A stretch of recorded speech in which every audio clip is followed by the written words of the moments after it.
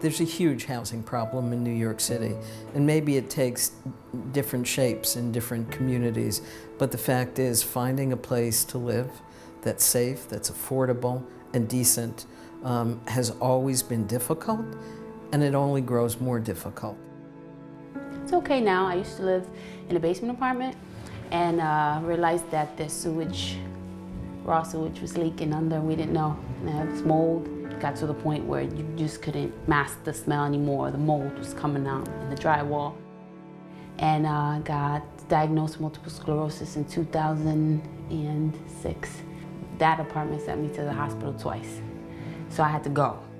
When you have broken communities where you have vacant properties and construction projects that are stalled, it affects the community in many different ways. Also, families that own their own home have a real stake in the community, so they care about what that community looks like. They care about whether or not there's crime in that community. They care about making investments, not only from their own money, but also their own time and resources. I'm very, grateful for those people who help.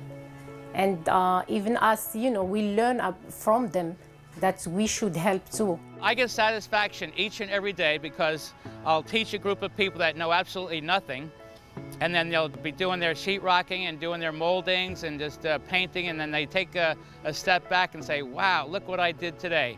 And it gives me that great satisfaction that I was able to teach somebody something that they can actually appreciate and learn how to do it on their own. Every person and every family in this country deserves a safe, decent, and affordable place to live. Kids will grow up in a safer place. A mom is going to be able to come home and know that her children are safe if she's working a night shift. It's going to provide some stability for a family who maybe has been moving from place to place, and also give them a pride of ownership and the ability to save and have a place for the next generation. I called for an application with Habitat, and I said, it's too good to be true. He said, well, come to one of the meetings. We'll tell you what it's all about, and then from there you can decide. I looked it up. I said, I can afford this. On my income, I can afford this.